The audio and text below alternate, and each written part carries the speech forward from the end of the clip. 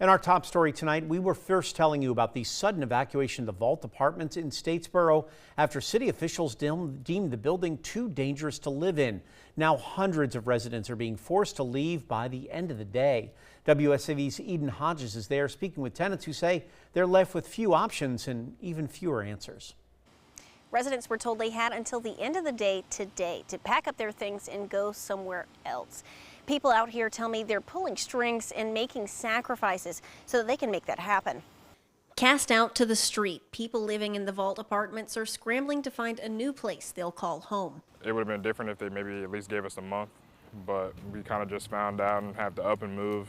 Residents were told to leave after a building inspection found all 10 buildings there to be too dangerous to live in. Part of the problem, rotting wood and exposed foundations.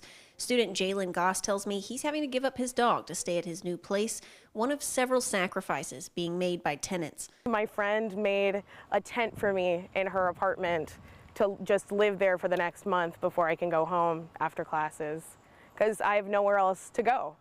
It would be either that or maybe my car. People tell me they're either relying on the kindness of others or they're trying to find a new lease elsewhere. They say what makes it worse is they don't have their deposits or a refund of April's rent. Now I'm kind of like stuck figuring out what to do now. It's very hard to kind of like pick up and find something new for me in such a short time, especially with like my disability and everything. Kayla White tells me she stayed here as long as she has because her apartment accommodates her wheelchair. She says now she's being denied at some places because she's already graduated and is no longer a student. I'm worried about not having enough space for my wheelchair for me to get around. I'm worried about me not being able to reach things, not be able to get around the complex if I need to get somewhere. Just more the accessibility of it all. And if I don't have that, then I'm kind of just like a person stuck in a shoebox who can't really get around, and it's unfair. The community has come out with resources for those without any other option.